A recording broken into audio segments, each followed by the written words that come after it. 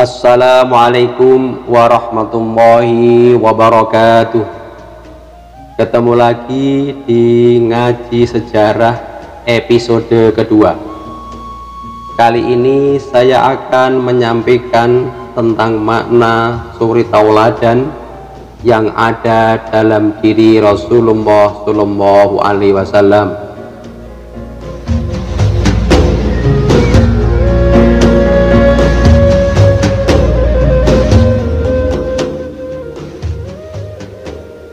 Saya akan memulai dari firman Allah Subhanahu wa Ta'ala, surat Al-Ahzab ayat 21. Sesungguhnya telah ada pada diri Rasulullah Shallallahu Alaihi Wasallam suri tauladan yang baik bagimu, yaitu bagi orang yang mengharap rahmat Allah dan kedatangan hari kiamat, dan dia banyak menyebut Allah.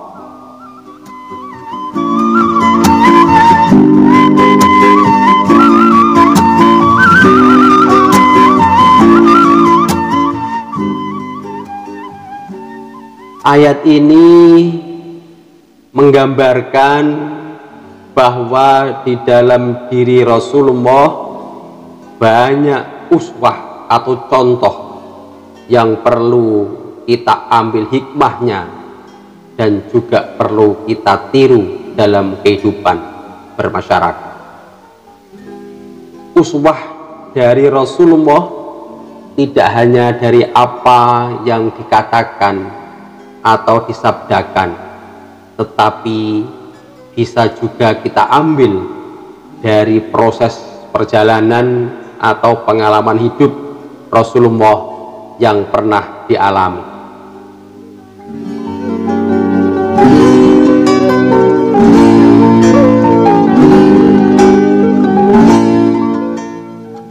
Kita semua tahu bahwa Rasulullah itu ditakdirkan Allah Subhanahu wa Ta'ala sebagai anak yatim piatu.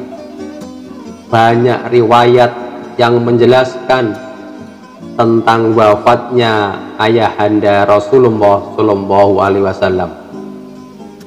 Ada yang mengatakan ayahanda Rasulullah wafat saat Rasulullah masih di dalam kandungan sang ibu Siti Aminah.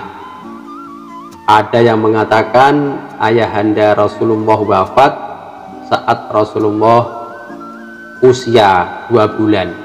Ada yang mengatakan 7 bulan, dan juga ada yang mengatakan 9 bulan. Tapi yang paling masyhur, mayoritas ulama berpendapat bahwa ayahanda Rasulullah wafat saat Rasulullah masih dalam kandungan. Artinya Rasulullah itu menjadi anak yatim sejak masih dalam kandungan ibunya.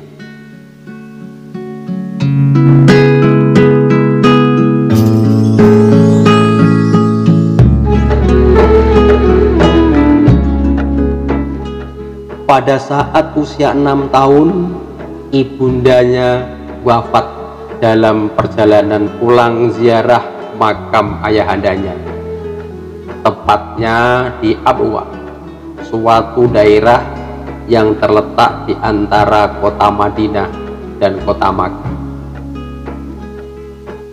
Kemudian diasuh oleh kakeknya Abdul Muthalib. Pada usia 8 tahun kakeknya wafat. Kemudian Rasulullah diasuh oleh pamannya yang bernama Abu Thalib.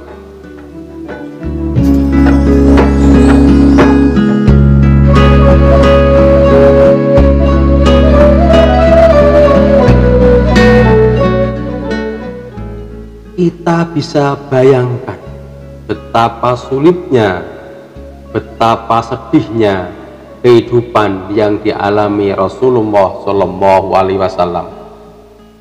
Pada usia 8 tahun sudah tidak punya ayah, ibu dan kakak.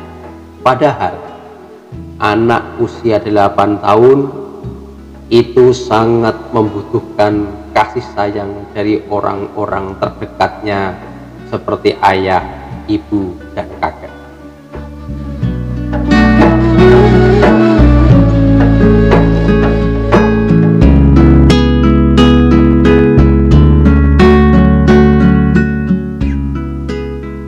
Yatim piatu merupakan simbol kesulitan dan kesedihan bagi setiap orang, termasuk baginda Rasulullah Shallallahu Alaihi Wasallam. Maka sudah selayaknya jika Islam mengajarkan untuk menyantuni anak yatim agar mereka tetap senang, gembira, dan semangat dalam menjalani kehidupan.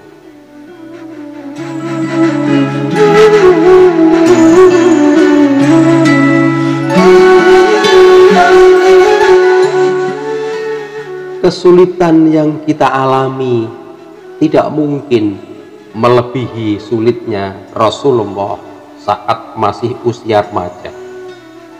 Kesedihan kita selama ini jauh di bawah kesedihan Rasulullah saat masih kecil.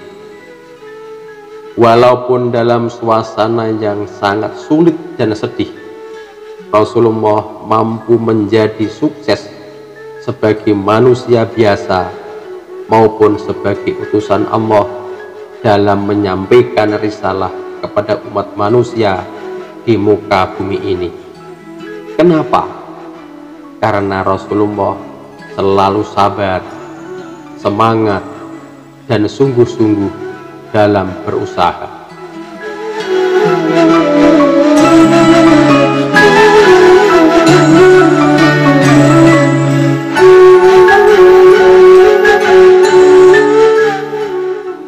Kita bisa mengambil hikmah atau makna dari yatim piatunya Rasulullah Shallallahu Alaihi Wasallam.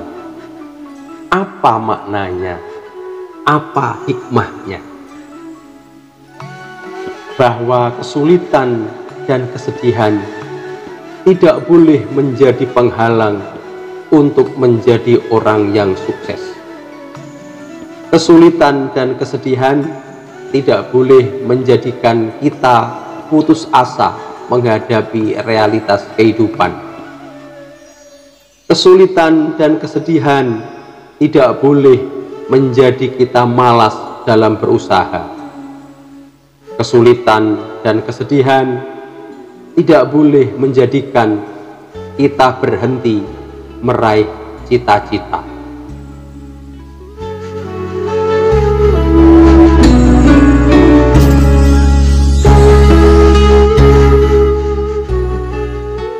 Justru kesulitan dan kesedihan harus dijadikan semangat atau pendorong untuk meraih kesuksesan. Justru kesulitan dan kesedihan harus kita jadikan momentum bangkit memulai kehidupan yang baru, yang lebih baik dari kemarin.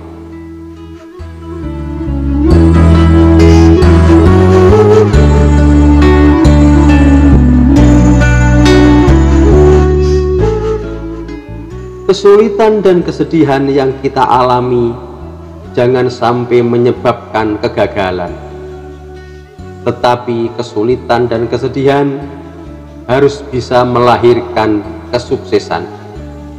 Bagaimana caranya? Kita harus ambil sisi positifnya di balik semua kesulitan dan kesedihan. Bukan malah kita ingat terus peristiwa yang menyulitkan dan menyedihkan.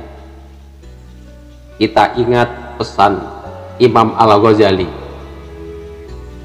barang siapa yang berjam-jam mengingat kesulitan dan kesedihannya, itu tanda-tanda orang gagal atau orang kecil.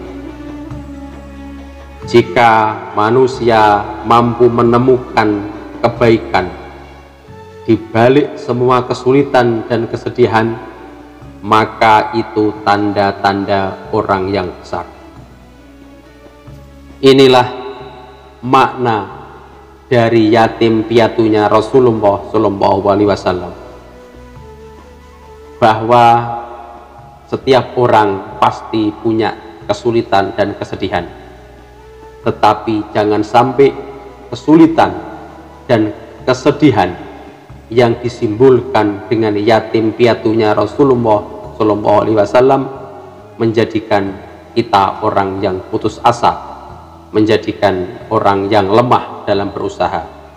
Tetapi justru seharusnya dan selayaknya kesulitan dan kesedihan yang kita alami kapanpun dan dimanapun harus menjadi pemicu semangat untuk bangkit di dalam berusaha, sehingga kita akan tetap menjadi orang yang sukses, seperti halnya suksesnya baginda Rasulullah Shallallahu Alaihi Wasallam dalam mendakwahkan, menyampaikan risalah Allah Subhanahu Wa Taala.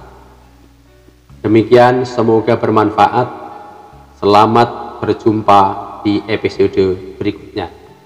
Wallahul muwaffiq ila aqwamit thoriq. Wassalamualaikum warahmatullahi wabarakatuh.